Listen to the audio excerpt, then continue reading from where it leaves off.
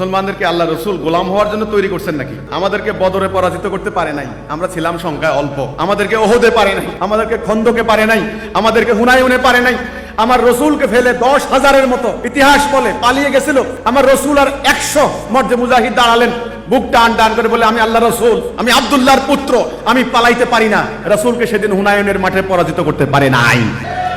আমরা পরাজিত হই নাই। রসুল চলে যাওয়ার পরে ভণ্ড নবীদের মোকাবেলায় একসাথে সমস্ত ভণ্ডরা ঐক্যবদ্ধ হয়েছে উম্মতে মুহাম্মদের বিরুদ্ধে, কিন্তু সেদিনও উম্মতে মুহাম্মদকে পরাজিত করতে পারে নাই। ইয়ারমুকের ময়দানে, আজদানাইনের ময়দানে, কাদেসিয়ার প্রান্তরে আমরা পরাজিত হই নাই। আলেকজান্দ্রিয়ার ময়দানে আমরা পরাজিত হই নাই।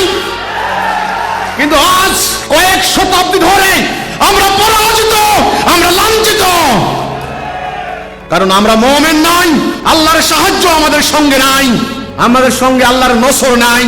আল্লাহ রসুলের ইসলামের গুরুত্বপূর্ণ 1 নাম্বার ছিল তাওহীদ, লা ইলাহা ইল্লাল্লাহ। আজ এই জনগোষ্ঠী তাওহীদের মানেই বুঝে না। তাওহীদের কথা বললে বোয়াল মাছের মতো হা করেছেই থাকে। এই জনগোষ্ঠী তাওহীদ বুঝে না। এই জাতির কাছে জিহাদ নাই, জিহাদের আলোচনাও নাই। ওই একদল সন্ত্রাসী জিহাদের নামে অপকর্ম করে আল্লাহ রসুলের নামে চালিয়ে দিচ্ছে।